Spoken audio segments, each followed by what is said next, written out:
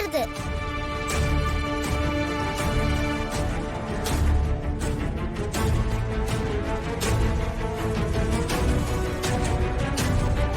അവന്തികെ, സ്വന്തം രക്തത്തോട് പോലും ക്രൂരത കാണിച്ച് മാറ്റി നിർത്തിയ നിന്റെ ഉള്ളിൽ ഒരു കുഞ്ഞിനെ ദത്തെടുത്ത് വളർത്താനുള്ള നന്മ ബാക്കിയുണ്ടോന്ന് ഞാനും സംശയിച്ചിരുന്നു.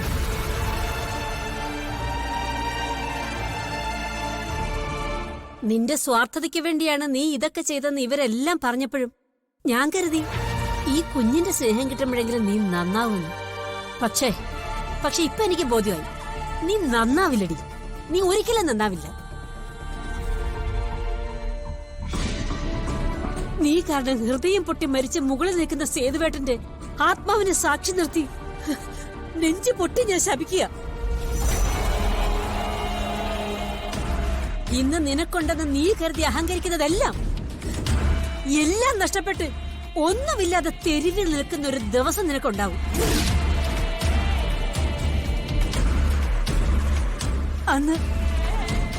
അന്ന് നിനക്ക് ഈ കുഞ്ഞു പോലും നഷ്ടപ്പെടും.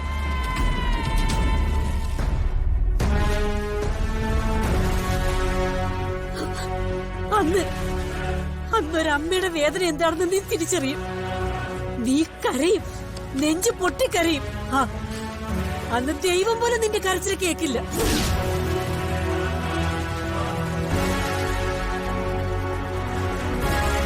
ഈ ഭൂമിയിൽ നീ ചെയ്തു കൂട്ടിയതിനെല്ലാം കണക്ക് പറഞ്ഞ് ശിക്ഷ അനുഭവിക്കാതെ നിന്റെ ജീവൻ പോലും മേലോട്ടെടുക്കത്തില്ലടി. അന്നൊരു തുള്ളി വെള്ളം തരാൻ ദാ ഈ കുഞ്ഞെങ്കിലും അടുത്തുണ്ടാവണെന്ന് നീ നെഞ്ചിരിക്കെ പ്രാർത്ഥിക്കും.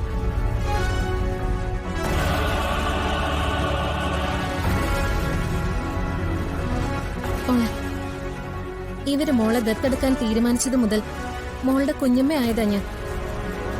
മോക്ക് എപ്പോ വേണമെങ്കിലും എന്നെ കാണാൻ വരാം. എനിക്ക് മോളെ കാണണമെന്ന് തോന്നിയാ ഞാൻ ഇങ്ങോട്ടും വരും. ആരും നമ്മളെ ഒന്നും ചെയ്യില്ല. മോക്ക് ആരുമില്ലാന്ന് വിചാരിക്കരുത്. കണ്ടില്ലേ, ഞങ്ങൾ എല്ലാരും ഉണ്ട്.